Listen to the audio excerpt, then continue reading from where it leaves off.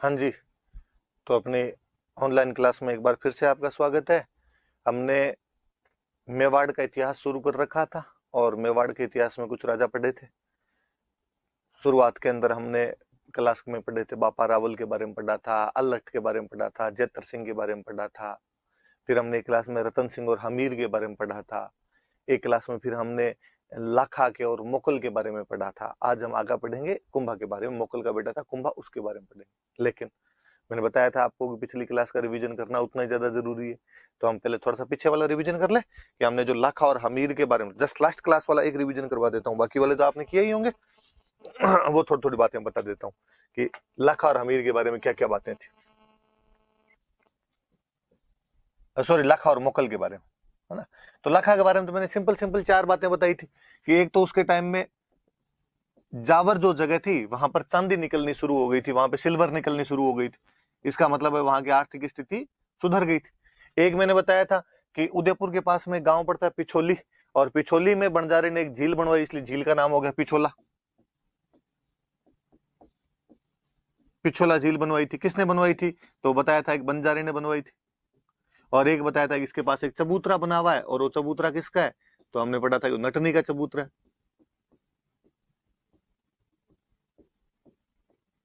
नटनी का चबूतरा बना उसके पास।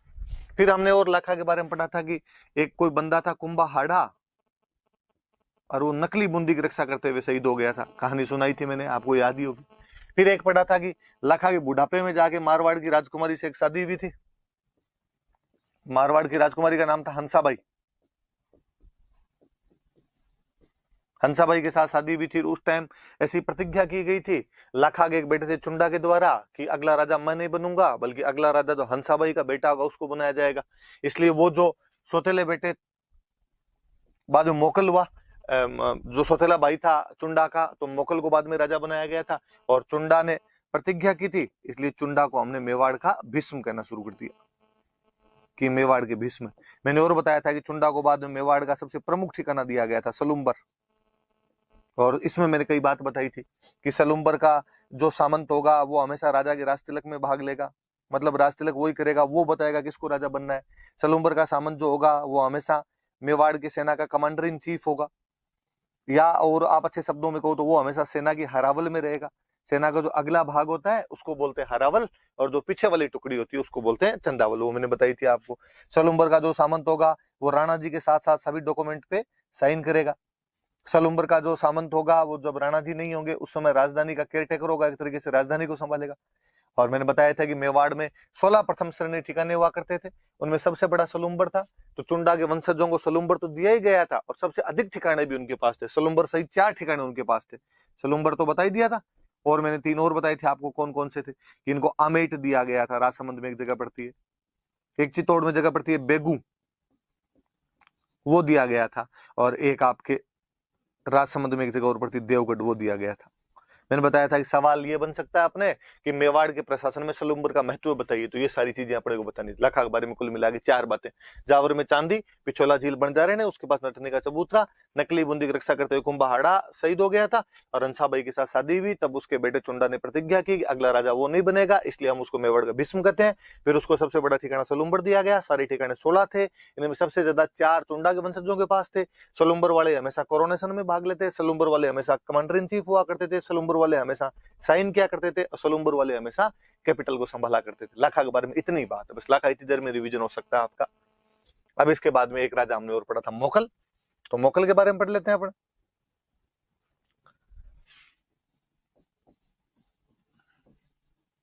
सीधे सिंपल सिंपल याद रखने वाले, मोकल टावर था तो शुरुआत में तो इसका संरक्षक बना था चुंडा। बाद में हंसाबाई चुंडा पे विश्वास नहीं करती तो चुंडा तो यहां से चला जाता मालवा, और मालवा का सुल्तान कोई होता है उस समय होशंग शाह, उसके पास में जाके नौकरी करने लग जाता है। और इधर मोकल का बाद दूसरा संरक्षक मोकल का जो मामा होता है रणमल, वो बन जाता है। फिर और बताया था मैंने कि रणमल ने बाद में मेवाड़ वालों की सहायता से अपने मंडोर पर कब्जा किया था, या मारवाड़ जिसको कहते हैं अपने, मारवाड़ की राजधानी मंडोर हुआ करती थी, इस पर कब्जा कर लिया था। और फिर हमने मोकल के अंदर और पढ़ा कि बाद में मोकल ने यहाँ पर कुछ निर्माण कार्य करवाए थे। तो क्या निर्माण कार्य करवाए थे वो बताया था कि एक निर्माण कार्य तो मोकल ने ये करवाया था कि एकलिंग जी का जो मंदिर है उसका परकोटा बनवाया था। एक चित्तौड़ में जो समिधेश्वर मंदिर है इसका पुनर्निर्माण करवाया था। एक चित्तौड़ में द्वारिकानाथ जी का मंदिर बनवाया था। विष्णु भगवान का मंदिर हो गया, ऊपर वाले दोनों शिव जी के हो गए। अपने भाई बाघ सिंह की याद में एक तालाब बनवा दिया बागेला, और अपनी रानी गुराम्बिका की याद के अंदर एक बावड़ी बनवाई थी।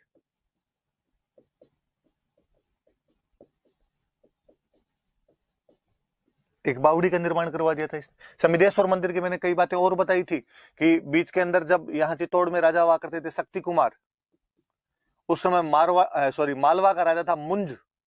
मुंज ने यहाँ पर कब्जा कर लिया था। बाद में मुंज का एक आगे वंशज हुआ था भोज, जब उसके कब्जे में चित्तौड़ रहा तो भोज ने यहाँ पर ये मंदिर बनवाया था। भोज की उपाधि थी त्रिभुवन नारायण, इसलिए इस मंदिर का एक नाम हो गया त्रिभुवन नारायण मंदिर, और बाद में बदल के इसका नाम हो गया समिधेश्वर, और मोकल ने इसका पुनर्निर्माण करवा दिया था। फिर मोकल से संबंधित एक अभिलेख पढ़ा था हम, श्रृंगी ऋषि का अभिलेख, कि श्रृंगी ऋषि का अभिलेख क्या है इसके बारे में हमने पढ़ा था। और इसमें मैंने बताया था कि इसमें हमीर से लेके और मोकल तक की खूब सारी तारीफें मिलती है। अभिलेख क्यों लगवाया गया था? इसीलिए ये गुराम्बिका वाली जो बावड़ी बनवाई थी इसकी जानकारी देने के लिए अभिलेख लगवाया गया था। 1428 ईस्वी का अभिलेख है, ये बात हमने पढ़ी थी और बता दी थी मैंने कि इनमें क्या क्या जानकारी दी। एक बात ज्यादा याद रखने वाली सी बात थी अपने कि लाखा के बारे में इसमें कहा गया है कि लाखा ने काशी, प्रयाग और गया का टैक्स माफ करवाया था। वो बात थोड़ी याद रखने वाली थी, तो वो बात आप याद रख लेना। एक अभिलेख, ये जो मुंज ने यहां पर हमला किया था इसकी जानकारी कौन सा अभिलेख देता है? तो फिर मैंने बताया था हस्तिकुंडी, हस्तिकुंडी अभिलेख है जो राठौड़ राजा धवल का है, राष्ट्रकूट राजा धवल का है। 997 AD का एक अभिलेख था। लो बस इतनी सी बात। तो आप प्रत्येक क्लास का वापस रिवीजन कर लिया करें, वापस उसका पता लगा लिया करें। और फिर लास्ट में बताया था कि गुजरात के अहमद शाह ने हमला किया था, और अहमद शाह का हमला रोकने के लिए मोकल गया हुआ था, और राजसमंद में अपने एक जगह पड़ती है जीलवाड़ा, उस जीलवाड़ा नाम के स्थान पर रुके हुए थे। और मोकल की तरफ के 3 आदमी, एक का नाम था चाचा, एक का नाम था मेरा, और एक का नाम था महपा पवार।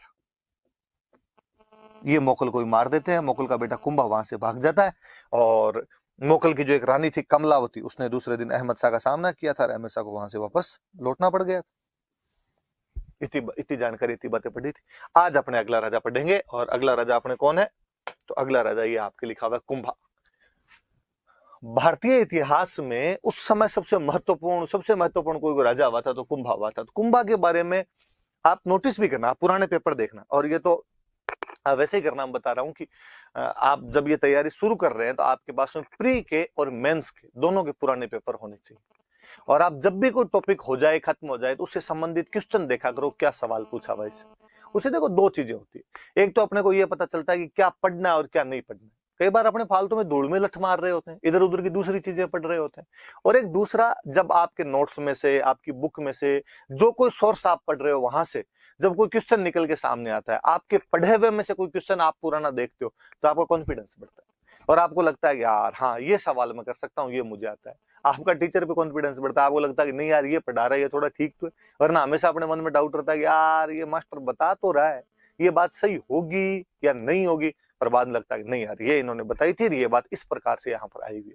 तो कुंभा याद ही रखना आपने, कुंभा का टाइम पीरियड तक याद रखना।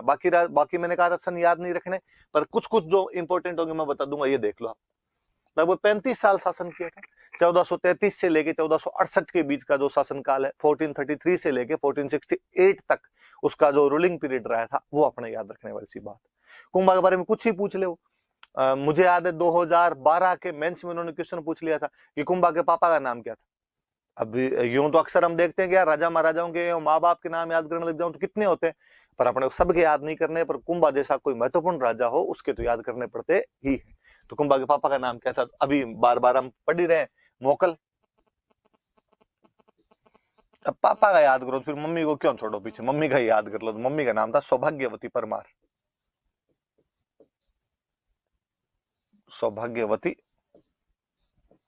परमार। तो कभी कोई पूछ ले भाई माता पिता का नाम बताइए, तो दोनों याद रख लेना कि पिता का नाम तो था मोकल और मम्मी का नाम क्या था? सौभाग्यवती परमार। कोई कोई जो राजा होता है उसकी 2 उपलब्धियां हो सकती है सीधी सीधी। अच्छा अट गया ये, वापस लिख लो। मोकल तो पिताजी का नाम है, और मम्मी का नाम है सौभाग्यवती परमार। ये उसकी मम्मी का नाम। किसी भी राजा की दो प्रकार की अचीवमेंट हो सकती है, या तो उसकी पॉलिटिकल अचीवमेंट हो सकती है या उसकी कल्चरल अचीवमेंट्स हो सकती है। ज्यादातर राजाओं की हम पॉलिटिकल अचीवमेंट देखते हैं, क्यों भाई राजा का काम युद्ध लड़ना, संधियां करना, इस प्रकार के हुआ करते थे। पर इतिहास में कुछ कुछ राजा ऐसे हुए हैं जिन्होंने कल्चर को भी खूब सारा विकास किया है, कल्चर में भी खूब सारी बढ़ोतरी की, उसको प्रमोट किया। और मैंने तो आपको पहले दिन ही बात बताई थी, बात कि इसीलिए मिडिवल हिस्ट्री इतनी इंपॉर्टेंट हो जाती है, क्योंकि ये कल्चर के साथ जुड़ा हुआ पार्ट। और जिन राजाओं ने कल्चर को प्रमोट किया था, उन राजाओं में, राजस्थान के राजाओं में सबसे महत्वपूर्ण कोई नाम आता है तो कुंभा का नाम आता है। कि कुंभा ने अलग अलग क्षेत्रों में, सब प्रकार की गतिविधियों के अंदर, कि कंस्ट्रक्शन में उसने, लिटरेचर के अंदर उसने, म्यूजिक के अंदर उसने, सब चीजों में अपना कहीं ना कहीं योगदान दिया था। इवन कहा जाता है कि आजादी के बाद में कुंभा पर कमेटी बनी थी और कहा कि नहीं यार, एक आदमी इतना कर ही नहीं सकता है, एक ही आदमी ने ये सब कैसे कर दिया, और एक आदमी को इतनी सारी चीजों की जानकारी कैसे हो सकती है। लेकिन उसका भी रिजल्ट यही था कि नहीं साहब, कुंभा बड़ा महत्वपूर्ण राजा हुआ था, इंटेलिजेंट बंदा था, वो सब कर सकता है। तो आज हम किसके बारे में पढ़ेंगे? कुंभा के बारे में पढ़ेंगे। अब थोड़ी सी रील बैक में आपको थोड़ा सा पीछे लेके चलता हूँ, थोड़ा सा वहां से आप सुनिए जहां हमने परसों कहानी खत्म की थी। कि चाचा मेरा और महपा पंवार नाम के तीन आदमी हैं, और वो तीन बंदे मोकल को उसके कैंप के अंदर घुस के मार देते हैं। राजसमंद में झीलवाड़ा नाम की जगह पर उनका कैंप लगा हुआ है। गुजरात के अहमद शाह से युद्ध करने की तैयारी में वहां पर बैठे हुए, और चाचा मेरा महपा पंवार ने मार दिया। आपने उस दिन यदि सुना होगा अंत तक, तो आपने ये भी सुना होगा कि वो कुंभा को भी मारना चाहते थे, परंतु जो मोकल के पक्षधर या कुंभा के पक्षधर लोग थे, उन्होंने कुंभा को वहां से भगा दिया। कुंभा भागा, कुंभा भागे चित्तौड़ आया, अपनी दादी हंसाबाई को सारी कहानी बताई। उधर चाचा मेरा और महपा पंवार मारने के बाद वो भी भाग गए, पहाड़ियों के अंदर कहीं भाग जाते हैं। और कहा तो ये जाता कि वो मालवा की तरफ भाग गए थे, क्योंकि मेवाड़ से आगे मालवा की बाउंड्री शुरू हो जाया करती थी, तो मालवा की तरफ उधर भाग जाते हैं। कुंभा हंसाबाई के पास आया, उसने रोते रोते सारी बात बताई कि दादी ऐसी ऐसी बात हुई, पापा को तो उन्होंने मार दिया। किसने? तो चाचा मेरा और महपा पंवार ने। किधर गए? तो वो तो आगे भाग गए पहाड़ियों के अंदर, और मुझे भी जैसे तैसे करके वहां से बगैर मैं आपके पास में। अब बेचारे हंसाबाई को टेंशन है। हंसाबाई को लगा कि जिन लोगों ने बेटे को मार दिया है, क्या पता वो पोते को भी मार दे, और अब तो मेरी यही बचा है, इसको कोई मार देगा तो फिर तो कोई धनी धोरी कौन है, फिर चित्तौड़ कौन संभालेगा, कौन बचाएगा। और हंसाबाई को एक बार वापस अपना भाई याद आया, रणमल। मैंने बताया था रणमल हंसाबाई का भाई था, और मोकल का संरक्षक भी रहा था, मोकल का गार्जियन वो रहा था, लेकिन बाद में मेवाड़ वालों की सेना की सहायता से वापस मारवाड़ चला गया था। वहां पे अपने भाई जो सत्ता था उसको हटा कर उसने वहां पर कब्जा किया था शासन के ऊपर। हंसाबाई ने एक बार फिर रणमल को मैसेज किया, भैया प्लीज राखी के बंधन का फर्ज निभाने के लिए आओ, एक बार और हमारी सहायता करने के लिए आओ। तो कुंभा का भी जो गार्जियन बना था शुरुआत के अंदर, वो रणमली गार्जियन बना था। तो कुंभा का गार्जियन भी रणमली था, ये याद रखने वाली बात। तो अब कोई पूछ ले कि रणमल मेवाड़ के कौन कौन से राजाओं का गार्जियन रहा था, तो दो राजाओं का गार्जियन रहा था। पहले मोकल का गार्जियन रहा था, और बाद में किसका गार्जियन बन गया? कुंभा का गार्जियन बन गया था। मतलब दोनों बाप बेटे का गार्जियन रहा था। अब रणमल कुंभा का क्या लग गया इसके, ये तो पापा का ही मामा लगता है अपने आप में। अब ये संभालता था। ये आया यार, इसने आते पूछा क्या बात हुई, और बताया कि साहब ऐसे ऐसे तुम्हारे भाणजे मोकल को मार दिया। किसने? तो कहा साहब ये लोग थे।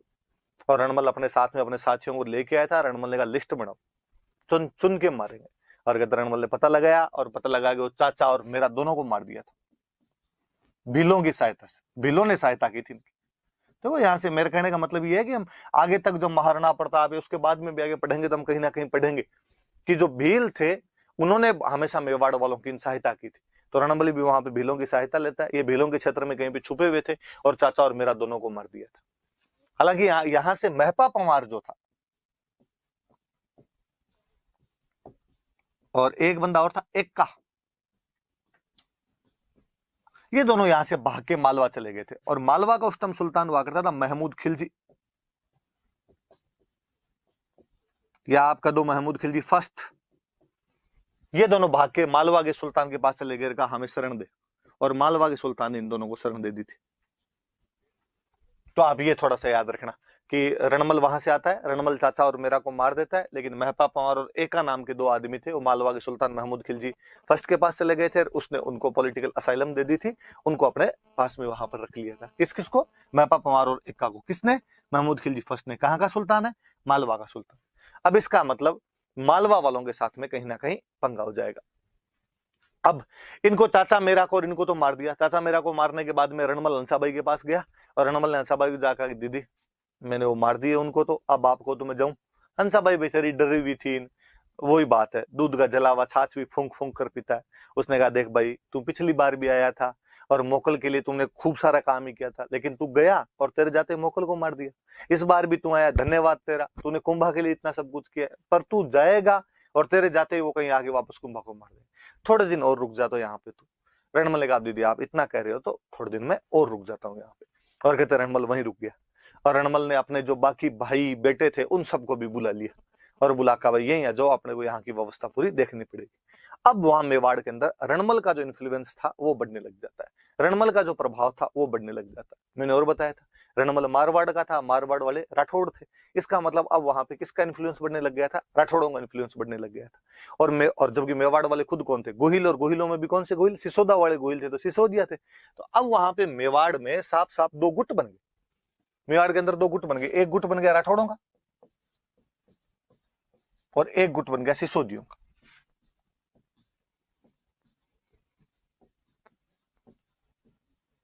दो गुट बन जाते हैं वहां पे। राठौड़ों वाले गुट को लीड कौन कर रहा है?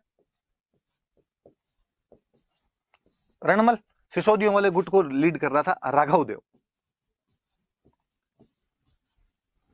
ये चुंडा का भाई था, वो जो चुंडा मालवा चला गया उसका भाई था ये। आपका तो एक तरीके से मोकल का ही भाई के दो। और ये यहाँ पे राघव देव लीड कर रहा था यहाँ पे। अब रणमल में और राघव देव में टसल रहनी शुरू होगी। रणमल में और राघव देव में बंदी बंद होगी और राघव देव बेचारा तंग। राघव देव ने रणमल को कहा और दो चार बार, अतिथि तुम कब जाओगे? यार आए थे सहायता करने के लिए, मान लिया हमने बात, अब जाओ वापस अपने, यहाँ बैठे बैठे क्या कर रहे हो? और सारी पोस्टें अपने घर वालों को और बांट दी तुमने। पर रणमल को पता था कि जब तक हंसाबाई अपने साथ है अपने को कोई नहीं निकाल सकता यहाँ पे। रणमल लगा रुको एक बार, थोड़ा दिन टाइम लगेगा, उसके बाद यहाँ से जाएंगे। पर बाद में रणमल को लगा अच्छा राघव देव थोड़ा ज्यादा तीन पांच कर रहा है, और उसने एक दिन कहते हैं कि अपने आदमियों को भेज के राघव देव को मरवा दिया था। तो राघव देव की हत्या करवा दी, इसका मर्डर करवा दिया। किसने? रणमल ने। अब जब रणमल ने राघव देव को मरवा दिया तो अब तो जो राह का कांटा था वो भी समाप्त हो गया। अब तो फुल पावर के अंदर ही कौन है? रणमल एकदम फुल पावर के अंदर। और रणमल भयंकर आदमी था, डील का डाकी टाइप का आदमी था। कहते हैं साढ़े 7 फीट हाइट है, क्योंकि 1.5 क्विंटल वजन का आदमी था। 5-7 आदमी तो मिल जाए तो भींच भींच के मार दे, ऐसा हुआ करता था रणमल। पर जी हर आदमी कोई ना कोई कमजोरी। और कहते हैं जब मेवाड़ में रणमल रहता था तब रणमल की वहां पे गर्लफ्रेंड थी, भारमली। एक दासी थी भारमली नाम करके, इससे रणमल प्रेम किया करता था। और कहते हैं दिन रणमल शाम को गया भारमली के पास, दारू के नशे में था ही थोड़ा, और उसने दारू के नशे में भारमली कह दिया कि भारमली अब के बरस तुझे धरती की रानी करेंगे। उसने पूछा कैसे? तो कहा मेरा प्लान ये है कि मैं कुंभा को मारूंगा और मैं कुंभा को मार के मेवाड़ का राजा बनूंगा। जब मैं राजा बनूंगा तू रानी बन जाएगी। आपको थोड़ा बड़ा अजीब सा लग सकता है कि यार कुंभा के तो संरक्षण के लिए आया हुआ था, कुंभा का तो गार्जियन बना हुआ था, पैटर्न बना हुआ था, उसको कैसे मार सकता है? पर राजतंत्र यही हुआ करते थे, एक दूसरे को मार के आगे बढ़ा जाता था, एक दूसरे को आगे सलटा के आगे बढ़ने का रास्ता मिलता था। पर भारमली एकदम सच्ची देशभक्त टाइप की महिला थी। उसने सोचा भले अपने रणमल से कितना ही प्रेम करते हैं लेकिन अपना देश तो मेवाड़, और मेवाड़ का राणा कुंभा है। राणा कुंभा मरता तो मेवाड़ की बेइज्जती। और कहते हैं कि उसने दूसरे दिन जाके बातें सारी हंसाबाई को बता दी, और हंसाबाई को जाके कहा कि आपका भाई ऐसा ऐसा करने वाला है, आप देख लो। हंसाबाई ने एक बार तो कहा ऐसे कैसे मेरे भाई पे तू इल्जाम लगा रही है, ये सब ब्लेम है, झूठे हैं। उसने कहा मैंने खुद सुना है, मेरे को उसने खुद ने कहा मैं झूठ क्यों बोलूं, और यदि बात झूठी हो ना तो आप मुझे फांसी लटका देना। जानती हंसाबाई भी थी कि रणमल आदमी तो टेढ़ा है, ऐसा कुछ कर भी सकता है। पर अब दिक्कत दूसरी, अब यदि हंसाबाई रणमल को ये कहे कि रणमल तो कुंभा को मत मारना, तो परसों मारता कल मारे। वो गांव वाली सी कहानी है कि गांव में कोई पागल आदमी था, डेली बदमाशियां करता था, कभी कोई बच्चों को पीट देता, किसी बच्चे को कुएं में लटका देता, किसी के पीछे धूल फेंक देता। एक दिन कोई गांव वालों ने बुला कहा कि यार बाकी सब तो सही है, तू कभी गांव के आग मत लगा देना। उसने कहा कि ये तो पहले मुझे दिमाग में नहीं था, ये आपने ठीक याद दिलाया।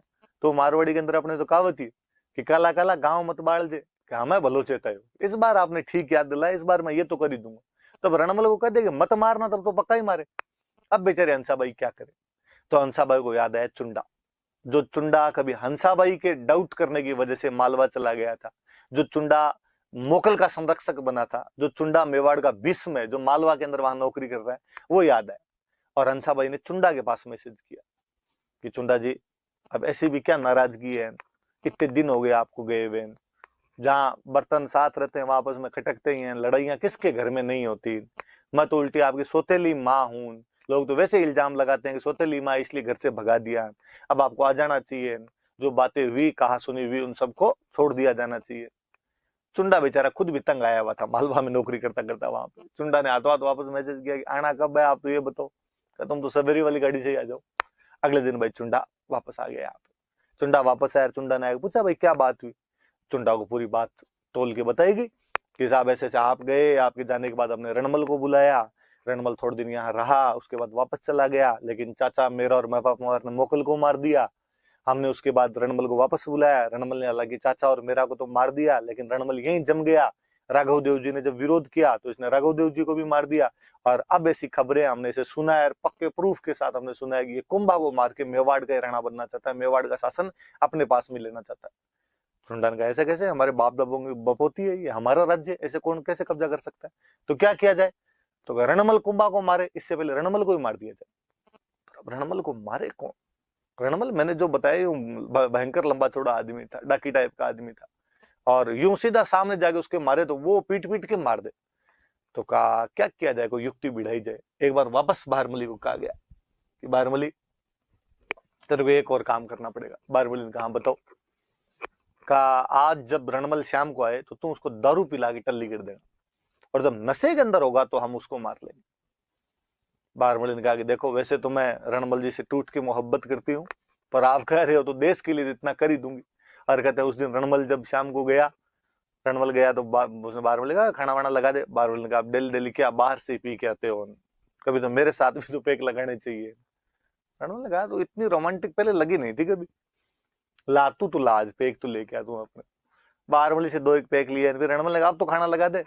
बारमल ने कहा कि नहीं नहीं, एक एक मेरे नाम का पैक और लेना पड़ेगा। ऐसे कहते उसने धीरे धीरे करके पूरी बोतल खाली करवा दी, पर उस डाकी के तो कोई बोतल में असर पड़े नहीं, दूसरी बोतल खोल ली। बारमली पैक बनाए, रणमल पिए।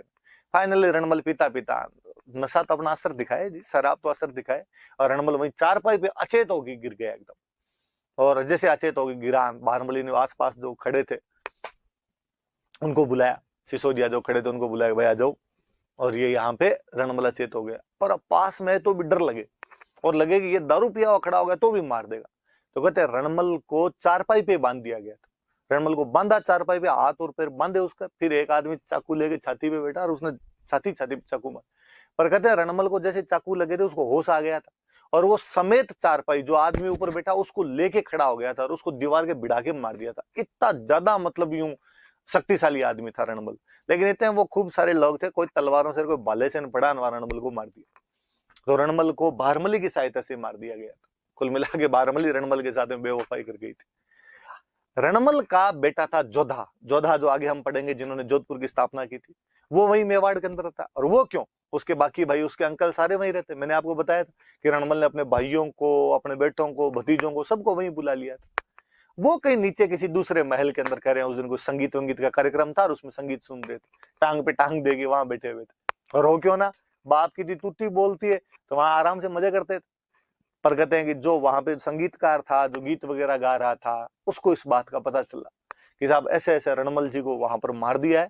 और सिसोदिया को उस दिन प्लानिंग कि आज मारवाड़ वाले राठौड़ों में से कोई जिंदा नहीं बचना चाहिए, जितने हैं सबके सबको मारना है। तो उनका आप जोधा को उनकी तरफ चलते हैं, उनको और मारते हैं। उस संगीतकार को बेचारे को पता चला, और उसने टिपिकल मारवाड़ी लैंग्वेज में उसने बोला कि जोधा भाग सके तो भाग, थारो रणमल मरियो जाए। कि जोधा भाग सकता है तो भाग जा, तुम्हारा रणमल तो मर गया है। और जोधा ने, उसके भाइयों ने, काका ने, भतीजों ने जैसे ये बात सुनी, हाथों हाथ चप्पलें हाथ में ली उन्होंने, और वहां से भागे, जो पीछे मुड़ के नहीं देखा। चुंडा को इनको पता चला कि साहब जोधान भाग गए, तो इनका पीछा करो इनका। तो खूब दर पीछा किया, पर चुंडान उस दिन, जोधान उस दिन सारे हुसैन बोल्ट बन गए थे, आसपास ही कोई नहीं दिखाई दिया। चुंडा ने कुछ दूर तो पीछा किया, फिर कहा रहने दो जाने दो, अपने दिन के घर पे कब्जा कर लो। घर कौन सा, तो ये मारवाड़ के थे, मारवाड़ वालों की राजधानी मंडोर, तो मंडोर पे कब्जा कर लो। चुंडान ये गए, इन्होंने जाके मंडोर पे कब्जा कर लिया। जोधान बेचारे भागे भागे ठेठ बीकानेर के पास जाके रुके। बीकानेर के पास में जाके एक गांव पड़ता था काहुनी,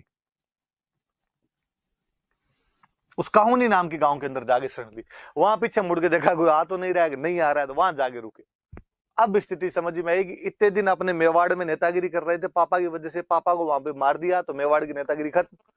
अपनी खुद की राजधानी थी मंडोर, मंडोर पे चुंडा और बाकी सिसोदियों ने जाके कब्जा कर लिया है, इसलिए वहां वाली अपनी नेतागिरी भी खत्म। तो अब क्या किया जाए, तो अब तो अपना घर तो वापस लिया जाए। अब कहते भाई जोधा ने वहां पर अपनी सेना वगैरह बटोरनी शुरू की, जैसे तैसे करके घर वापस लेने की कोशिश की, लेकिन चुंडा मंडोर पर हमला करे, सॉरी जोधा मंडोर पर हमला करे, वहां पे हार जाए, हार के वापस भाग जाए। थोड़े दिन बाद वापस सेना इकट्ठी करके लाए, वापस कोई मंडोर पर हमला करे, वापस हार जाए, वापस चला जाए। कहते ऐसे ही एक बार एक हमले के अंदर जोधा बहुत ज्यादा घायल हो गया, और घायल होने के बाद में और वहां से अपने घोड़े पर बैठ के भाग रहा था। ये मारवाड़ का देश, तपती दोपहरी, दूर दूर तक ना बंदार ना बंदे की जात, पीने के लिए दूर दूर तक पानी नहीं। जोधा घोड़े पर खून से लथपथ एकदम चला जा रहा, प्यास लग गई और उसे लगा कि यार पानी नहीं मिला तो वैसे ही मर जाएंगे अपने। और उसको दूर खेत में कोई किसान की ढाणी दिखाई दी, उसको लगा यार हो ना हो किसान की ढाणी है तो वहां किसान होगा, और वो नहीं होगा तो पानी का जरूर कोई साधन मिल जाएगा। उसने अपने घोड़े को उधर दौड़ाया, लेकिन उस ढाणी के पास तक पहुंचते पहुंचते तो जोधा तो खुद ही एकदम निढाल होके गिर गया। लेकिन जैसे ही वहां ढाणी के पास घोड़ा पहुंचा, घोड़ा समझदार था, घोड़ा वहां रुक गया। किसान तो घर पे था नहीं, किसान की वाइफ घर पे थी, वो महिला बाहर आई, उसने आगे देखा कि यार घोड़ा आगे खड़ा है, घोड़ा एकदम पसीने पसीने हो रखा है, दौड़ गया, इसका मतलब वो सवार तो बेहोश ही पड़ा उसके ऊपर। वो समझ गई कि कुछ ना कुछ पानी की तलाश के अंदर इधर आए होंगे। उसने जैसे तैसे करके जोधा को नीचे उतारा, छाया के अंदर खींच के लेके गई, हवा हुआ दिन, पानी के छिंटे मारे। जोधा को थोड़ा होश आया, उसको जब पता चला इस बात का, तो उसने थैंक यू आपने जान बचाई, मुझे पानी पिलाओ। पानी पिलाया, थोड़ा और यूं स्फूर्ति महसूस की, उसने एनर्जी महसूस की थोड़ी शरीर में। उसने थैंक यू आपका, अब मैं चलता हूँ। तो मारवाड़ का देश, ग्रामीण प्रधान सभ्यता, आज भी रिवाज गांव के अंदर कि आए हुआ मिनक घर से भूखा तो नहीं जाना चाहिए। और उस महिला ने जोधा का खाना खा ले। जोधा वैसे बेचारा भूखा ही था, उसने कहा खाना तो खा लूंगा। मारवाड़ में खाने के नाम पे क्या हो, तो खाने के नाम पे मारवाड़ में होती थी खिचड़ी। आप ज्यादातर लोगों ने खिचड़ी खाई हो, खिचड़ी नहीं अपने उसको बोलते हैं खिचड़ा, खिचड़ी तो बीमारों को खिलाते हैं, वो खिचड़ा जो हुआ करता था वही मुख्य व्यंजन हुआ करता था उस टाइम। और उसने थाली के अंदर वो खिचड़ा परोसा, पूरी थाली में खिचड़ा, बीच में जगह करके उसमें घी डाला होगा, आपने खाया होगा, ऐसे ही खाते हैं। और जोधा ने कई दिनों बाद घी देखा था, और जोधा ने एकदम बीच में हाथ मारा, कहते बीच में हाथ मारा तो हाथ जल गए उसके। हाथ जले तो वो महिला पास में बैठी थी, उसने कहा तू जोधा की तरह मूर्ख है, और जोधा कान खड़े हुए। उसने कहा तुझे क्या पता जोधा मूर्ख है भाई? तो उसने कहा और क्या मूर्ख है, एकदम बीच में आके मंडोर पर हमला करता है। मंडोर राजधानी है, राजधानी बीच में होती है, आगे मंडोर पर हमला करता है, हार के वापस भाग जाता है। तो जोधा ने पूछा तो जोधा को क्या करना चाहिए? उसने कहा साइड साइड से गांव जीतने चाहिए। 2 गांव जीते, 4 गांव जीते, 7 गांव जीते, धीरे धीरे धीरे धीरे मंडोर पे, फिर मंडोर पे कब्जा कर ले। फिर उसने कहा छोड़, तू क्यों पूछ रहा है, तुझे तो खिचड़ी नहीं खानी आती है। खिचड़ी साइड साइड से खा, फिर जाके बीच में पहुंचेगा, तू घी के पास पहुंचेगा, बीच में हाथ मारेगा तो हाथ ही जलेंगे तेरे। उस दिन भाई जोधा ने वहां से 2 शिक्षाएं प्राप्त की, एक तो मंडोर कैसे जीतना है, दूसरा खिचड़ा कैसे खाना। उसको तो खिचड़ा भी नहीं खाना आ रहा था। अब उसने साइडों साइडों से गांव जीतने शुरू किए, धीरे धीरे मंडोर के पास पहुंच गया। और जब एन मंडोर के पास पहुंचा, तब उसने हंसाबाई के पास मैसेज करवाया कि देखो बुआ, बुआ लगती थी उसकी तो, रणमल की बहन थी तो, कि देखो बुआ अब खून खराबा खूब हो गया, मैं 15 साल भटक लिया। कहते हैं 1438 के आसपास में रणमल को मार दिया था, और 1453 के आसपास में मंडोर के आसपास पहुंचा था, 15 साल बीत गए थे। कहते हैं मैं 15 साल भटक लिया हूं, राज्य मेरा ही यही है, गलती थी तो पापा गलती थी, मेरी गलती नहीं, और गलती थी तो भी हमने भुगत ली। अब मैं मंडोर वैसे भी कब्जा कर लूंगा, यदि आप समझौता करवा के दिला दो सबसे अच्छी बात। हंसाबाई ने कुंभा को कहा कि कुंभा, मेरे घर वालों ने मेरी शादी इस घर के अंदर करके क्या सुख पाए? पहले जो मेरा भाई था रणमल, वो मेरे बेटे मोकल के लिए, तू मेरा पोता है, तेरे लिए बेचारा लड़ा, और अब मेरा ही जो भतीजा है उसको खुद का राज्य नहीं मिल पा रहा है, वो तो उसको दे दे। कुंभा ने जब दादी जी ने ये बात की तो कुंभा ने कहा ठीक भाई, अपने संधि कर लेंगे। और कहते हैं उसके बाद में जोधा मंडोर पर कब्जा कर लेता है, और कुंभा और जोधा के बीच में एक संधि होती है, आंवड़ बांवड़ की संधि, आगे हम पढ़ेंगे। पर ये थोड़ा सा फ्लैशबैक है, ये थोड़ी सी पुरानी कहानी है, तो थोड़ा याद रखना कि किस प्रकार रणमल वहां पे गया था, रणमल को वहां पे मारा गया, क्या क्या घटनाक्रम हुआ था, कैसे चुंडा वापस आया, वो सब चीजें आपके दिमाग के अंदर रहनी चाहिए। आगे बढ़ते हैं, देखो इसके बाद अपने, तो हम राजनीतिक उपलब्धियों से चलते हैं आगे। आगे लिखा हुआ एक, जो मैंने अभी बताया आपको, आंवल बांवल की संधि।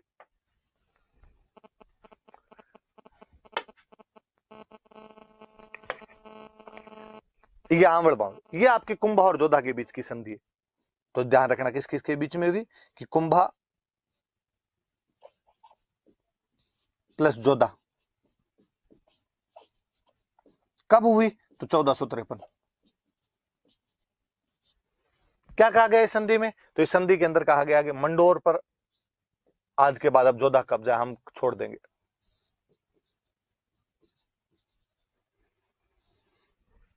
अब इतने दिन क्या था, इतने दिन मेवाड़ तो कुंभा का ही, मारवाड़ पे भी एक तरीके से कुंभा ने कब्जा ही कर रखा था। तो कहा गया कि भाई अब मेवाड़ मारवाड़ का विभाजन करो अलग से, तो फिर एक बाउंड्री बनाई गई और कहा गया जितनी दूरी में आंवले की झाड़ियां हैं, आंवल आंवल एक मेवाड़ के अंदर झाड़ी होती है, हरी भरी एक झाड़ी होती है, जितनी दूर में आंवल है उतनी दूर में तो मेवाड़ मान लो, और जहां से बावली शुरू हो जाते हैं, बबूल किंकर जो अपने बोलते हैं वो जो शुरू हो जाते हैं, वहां से आप मारवाड़ मान लो। हरी भरी जमीन मेवाड़ की और जहां सूखा सूखा शुरू हो जाता है वो मारवाड़ का मान लो, इसलिए संधि का नाम पड़ गया आंवल बावल की संधि। और ये जो बाउंड्री बन रही थी, बाउंड्री अपने पाली के अंदर एक जगह पड़ती है सोजत, वहां सोजत में जाके बाउंड्री बन रही थी, इसलिए कहा गया सोजत अब मेवाड़ और मारवाड़ की बाउंड्री है। सोजत से इधर वाला इलाका तो इसको दे दिया मारवाड़ को, और उधर उधर वाली जो जगह थी वो किसको दे दी थी, मेवाड़ को। फिर जोधा ने सोचा यार अब इतने सालों की जो दुश्मनी थी उसको भुला ही देते हैं, इन्होंने संधि कर ली अपने साथ में, ये सब कर ही दिया। तो जोधा ने कहा कि मैं मेरी बेटी की शादी, जोधा की बेटी थी श्रृंगार कंवर, इसकी शादी कुंभा के बेटे के साथ कर दी, और कुंभा का जो बेटा था उसका नाम था रायमल।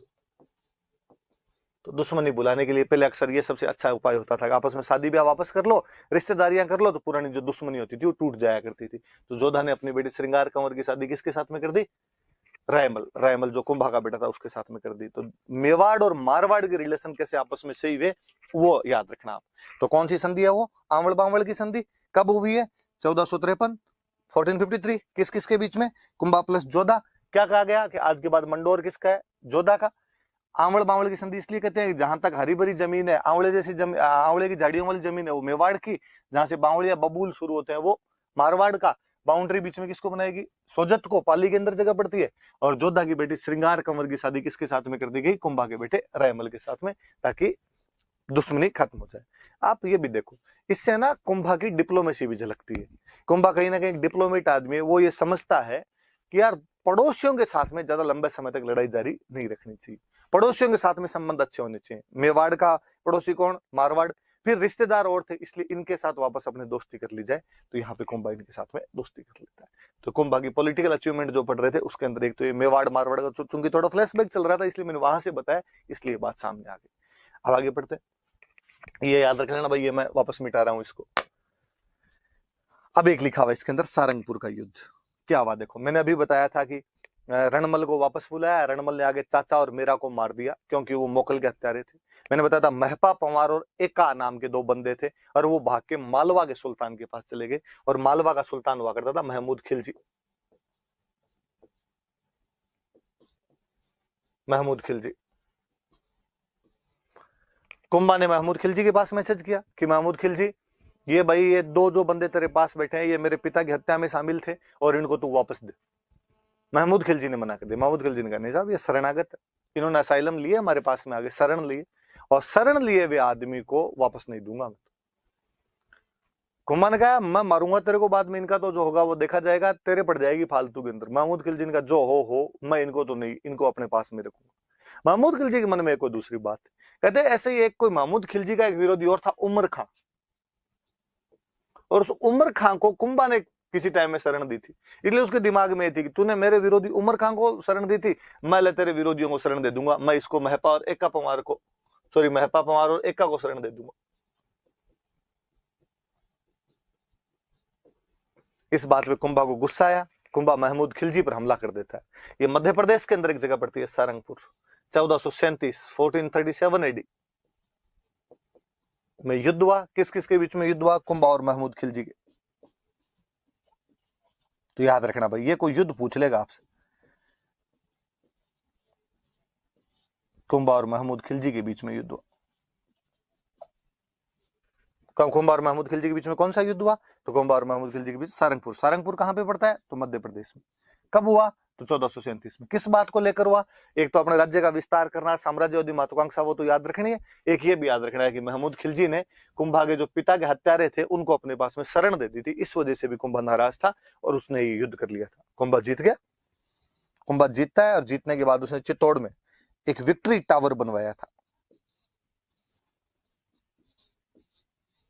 विजय स्तंभ बनवाया था, विक्ट्री टावर का निर्माण करवाया था। मैं विक्ट्री हुई है मेरा, मैं जीता हूं, इसलिए जीत की याद में स्तंभ बनवाता हूं। अभी याद क्वेश्चन याद रखने वाला ये, कोई पूछे कि विक्ट्री टावर किसने बनवाया था? तो विक्ट्री टावर कुंभा ने बनवाया था। कोई पूछे कि विक्ट्री टावर कौन से युद्ध में जीत के बाद बनवाया गया? तो battle of Sarangpur. Battle of Sarangpur कब हुआ? तो 1437। बैटल ऑफ सारंगपुर किस किस के बीच में हुआ? तो कुंभा और महमूद खिलजी। महमूद खिलजी कहां का राजा था? तो मालवा का। क्यों युद्ध हुआ? क्योंकि मालवा वाले महमूद खिलजी ने जो कुंभा के पिता मोकल थे, उनके जो मर्डरर थे, उनको अपने पास में असाइलम दे दी थी, उनको अपने पास में शरण दे दी थी। इतनी बातें याद रखने वाली सी बात। तो सारी बातें याद रखना है सारंगपुर युद्ध की। अब इसके बातें पढ़ते हैं। देखो,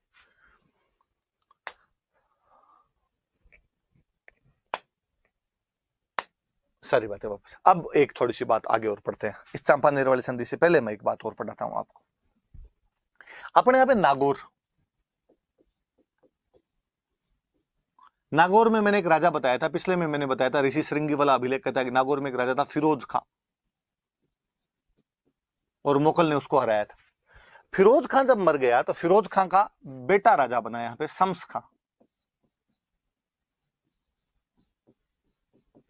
इस बात पे शम्स खां का चाचा नाराज हो गया, मुजाहिद खां। उसने कहा राजा मैं बनूंगा।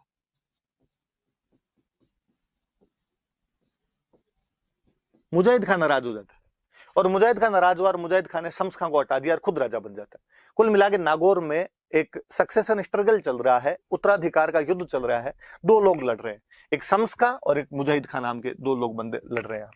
शम्स खां भाग के कुंभा के पास में आता है और इसने कुंभा को कहा कि आप मेरी सहायता करो और आप मेरी सहायता करके मेरे चाचा को हटा के मुझे राजा बनाओ। कुंभा ने कहा पक्का। कुंभा गया, कुंभा ने जाके मुजाहिद खान को पीटा और मुजाहिद खान को पीट के वहां पे राजा किसको बना दिया? शम्स खान को राजा बनवा दिया और कहा कि तू मेरे को टैक्स टाइम टू टाइम बेचता रहेगा, तू आज के बाद मेरे अंडर में। शम्स खान ने कहा पक्का।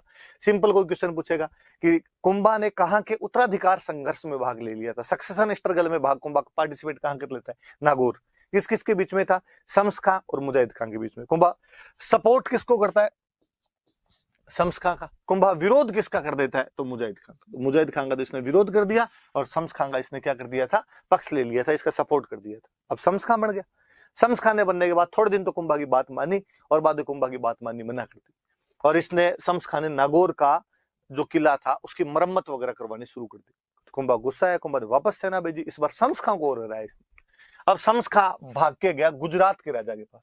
गुजरात का राजा हुआ करता था कुतुबुद्दीन शाह। कुतुबुद्दीन शाह के पास गया और उसने जाकर देख अपने दोनों मुस्लिम भाई है और मेरे को यार वहां राजस्थान में नागौर का राजा हूं और मेरे को कुंभा वहां पे पीटता रहता है, तू मेरी हेल्प कर। और शम्स खान ने अपनी बेटी की शादी और कुतुबुद्दीन शाह के साथ कर दी। कुतुबुद्दीन शाह गुस्सा गया, यार ऐसे कैसे हमारे भाई को वहां कुंभा पीट सकता है? कहते कुतुबुद्दीन शाह ने और सेना भेजी और कुतुबुद्दीन शाह ने सेना भेजी। कुतुबुद्दीन शाह ने सेना भेजी तो कुंभा ने उसको भी हरा दिया। कुतुबुद्दीन शाह को भी कुंभा हरा देता। गुजरात का राजा कुतुबुद्दीन शाह। अब कुतुबुद्दीन शाह हार के चला गया। ये बात मालवा वाले महमूद खिलजी को पता चली। महमूद खिलजी जो मालवा वाला पहले सारंगपुर वाले युद्ध में हार के गया था, उसको ये बात पता चली कि कुंभा ने गुजरात के राजा कुतुबुद्दीन शाह को भी हरा दिया। दुश्मन का दुश्मन हमेशा दोस्त होता है। फिर दूसरी बड़ी बात, जिन लोगों के दुख एक जैसे होते हैं वो लोग आपस में अच्छे दोस्त होते हैं। कुतुबुद्दीन शाह और महमूद खिलजी, एक मालवा का राजा एक गुजरात का राजा, दोनों का दुख एक। दोनों का दुख एक कौन? तो दोनों का दुख एक कुंभा। इसलिए दोनों आपस में दोस्त बने।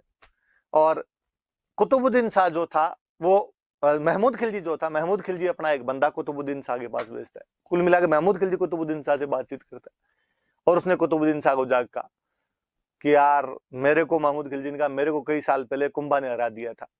कुतुबुद्दीन शाह ने कहा मी टू, मेरे को अभी अभी जस्ट उसने और पीटा है, मुझे और मारा है उसने। तो कहा क्यों ना अपने दोनों मिले और मिलके कुंभा को हरा दे। कहा यार ये वाली बात सही। तो इस बार महमूद खिलजी और कुतुबुद्दीन शाह दोनों मिले, मतलब मालवा का राजा और गुजरात के राजा मिले और 1456 में दोनों एक संधि करते हैं, चांपानेर की संधि। दोनों ने एक संधि कर ली वहां, चांपानेर की संधि गुजरात में जगह पड़ती है। चांपानेर की संधि की और कहा इस बार अपने दोनों मिलके जाएंगे और मिलके कुंभा को हरा के आएंगे, दोनों मिलके कुंभा को हराएंगे। अगले साल दोनों ने अपने मिलके सेनाएं भेजी।